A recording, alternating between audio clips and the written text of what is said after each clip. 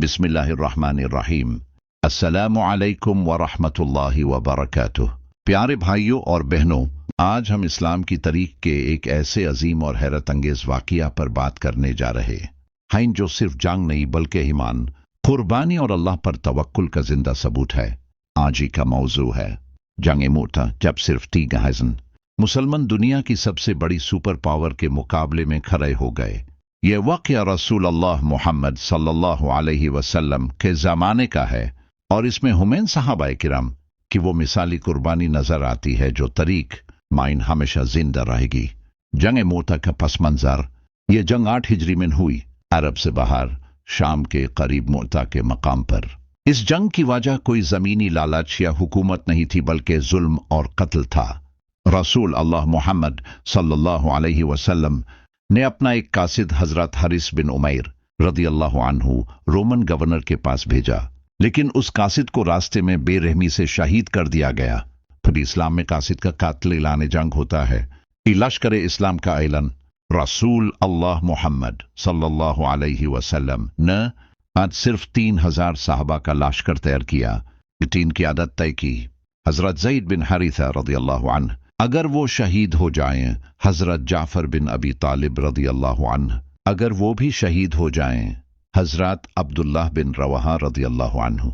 ये पहले से बता दिया गया था ताकि लश्कर में कंफ्यूजन ना हो। दुश्मन की ताकत। जब मुसलमान मूता पहुंचे तो एक हैरत अंगेज सच सामने आया।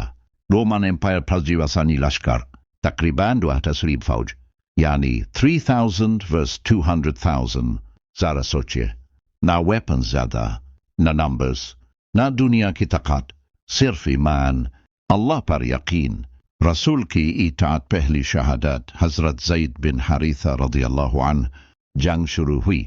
सबसे पहले हजरत ज़ैद बिन हारिसा रदियल्लाहु अन्हु ने झंडा संभाला। वो रसूल के मुंह बोले बेटे, इस्लाम के पहले गुलाम आजाद सहाबी, उन्होंने पूरे जोश से किताल किया जब तक जिस्म में जान रही और आखिर शहीद हो गए झंडा जमीन पर गिरने से पहले ही। दूसरी शहादत हजरत जाफर बिन अबी तालिब रदियल्लाहु अन्हु। अबी हंदउथया हजरत जाफर बिन अबी तालिब रदियल्लाहु अन्हु, ये रसूल के कजन, हिजरत हबशा के हीरो। उन्होंने दोनों हाथों से झंडा पकड़ा। एक हाथ कता दूसरा हाथ, दूसरा भी कता बाजू से झंडा पकड़ लिया। आखिर शहीद हो गए, इसीलिए उन्हें जफर तैयर कहा गया। अल्लाह ने जन्नत में पर अता किए। तीसरी शहादत हजरत अब्दुल्लाह बिन रवाहा रदियल्लाहु अन्हु। अब झंडा हजरत अब्दुल्लाह बिन रवाहा रदियल्लाहु अन्हु के हाथ में आया। वो शायर भी थे, आलिम भी, मुजाहिद भी। दिल में एक लम्हा आया, लेकिन फिर खुद को संभला और कहा, आई नफ्स, अगर तू शहादत से डरती है तो फिर तू किस चीज के लिए पैदा की गई? और शहीद हो गए, अब क्या होगा? Suspense point. 3 की आदत शहीद, 3000 मुसलमान, 200,000 का दुश्मन। अब लश्कर का क्या बनेगा? कौन की आदत करेगा? क्या मुसलमान तबाह हो जाएंगे? यहीं से एक नया दौर शुरू होता है। यहीं से एक नया लकाब पैदा होता है, सैफुल्लाह, अल्लाह की तलवार। बिस्मिल्लाहिर्रहमानिर्रहीम। अस्सलामु अलैकुम व रहमतुल्लाहि व बरकातुह। प्यारे भाइयों और बहनों, पार्ट 1 में हमने देखा कि जंग मूता के मैदान में इस्लाम के 3 अजीम सिपाह सालार हजरत ज़ैद बिन हारिसा रदियल्लाहु अन्हु, हजरत जाफर बिन अबी तालिब रदियल्लाहु अन्हु और हजरत अब्दुल्लाह बिन रवाहा रदियल्लाहु अन्हु शहादत का मर्तबा पा चुके थे। आप सोचिए, एक तरफ सिर्फ 3 मुसलमान और दूसरी तरफ तकरीबन 200,000 रोमन और गसानी फौज। 3 की आदत शहीद हो चुकी, लेकिन ईमान जिंदा था, हौसला जिंदा था। आज पार्ट 2 में हम देखेंगे कि इस नामुमकिन लगने वाली सूरत हाल में अल्लाह ताला ने किस तरह अपने दीन की हिफाजत फरमाई और कैसे एक ऐसे मुजाहिद का उरूह हुआ जिसे दुनिया सैफुल्लाह के नाम से पहचानती है। अचानक क़यादत का फैसला। जब तीसरे सिपाह सालार भी शहीद हो गए, लश्कर में एक लम्हा के लिए खामोशी छा गई। हर शख्स ये सोच रहा था, अब क़यादत कौन करे? क्या हम यहीं शहीद हो जाएंगे? क्या ये जंग यहीं खत्म हो जाएगी?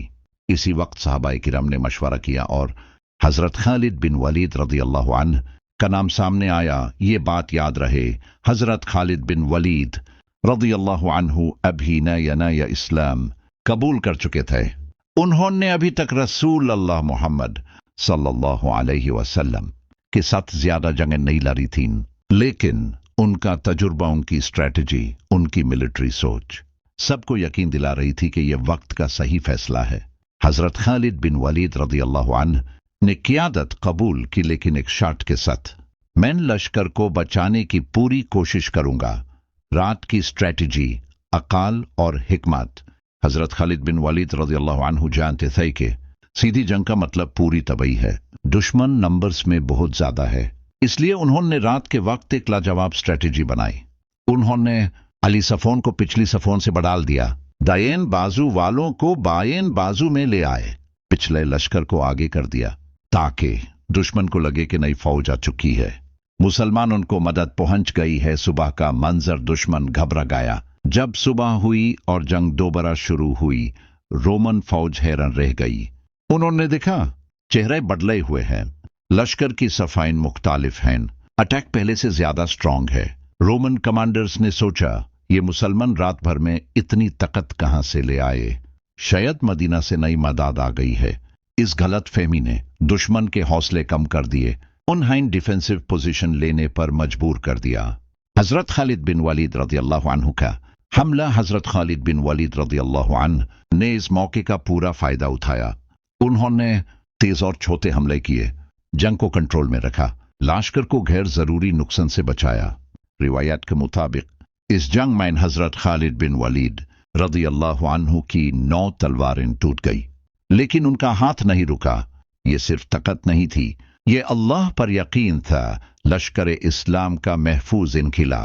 आखिरकार हजरत खालिद बिन वलीद रज़ियल्लाहु अन्हु ने लश्कर को धीरे धीरे पीछे हटाया, जंग को ऐसे मोड़ पर लाया कि दुश्मन पीछा ना कर सके, और 3000 का लश्कर महफूज मदीना की तरफ रवाना हो गया।